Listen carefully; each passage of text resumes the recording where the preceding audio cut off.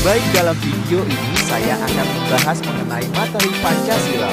Indonesia memiliki dasar negara yaitu Pancasila. Butir-butirnya tertulis dalam pembukaan Undang-Undang Dasar tahun 1945, alinea terakhir, tertulis kelima sila yang menjadi dasar negara Indonesia, yaitu kemanusiaan yang adil dan keadilan sosial bagi seluruh rakyat Indonesia. Pengertian Pancasila ditulis dalam buku Pancasila sebagai ideologi dan dasar negara karya Ronto, tahun 2012. Pancasila secara etimologis berasal dari bahasa Sanskerta, panca yang artinya adalah lima, dan sila yang berarti batu sendi. Pancasila merupakan rumusan dan kehidupan berbangsa dan bernegara bagi seluruh rakyat Indonesia. Fungsi utama Pancasila sebagai dasar negara. Pancasila tentu memiliki fungsi. Pada dasarnya Pancasila berfungsi sebagai dasar dari semua hukum yang berlaku di Indonesia.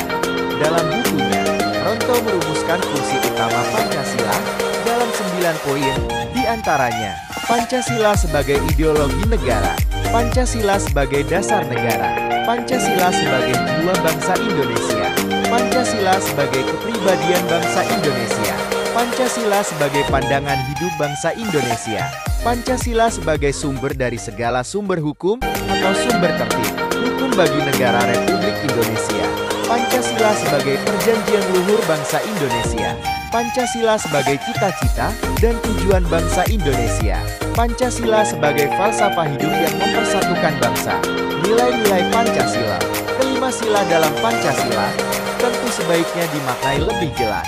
Maka dari itu Badan Pembinaan Ideologi Pancasila atau BPIP merangkum nilai-nilai Pancasila sebagai pandangan hidup seperti berikut. 1.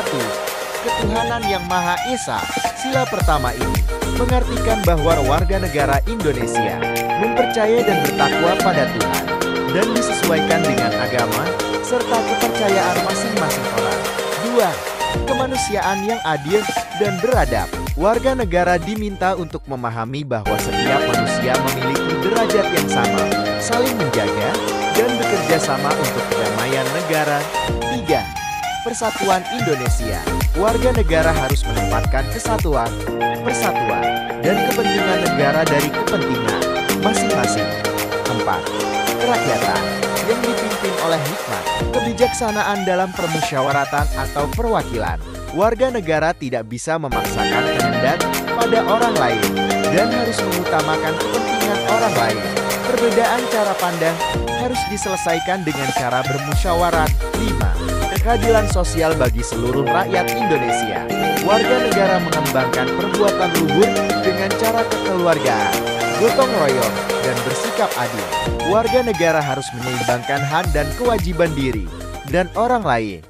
Itulah pengertian sederhana dari Pancasila yang dipegang teguh sebagai dasar dan identitas bangsa Indonesia.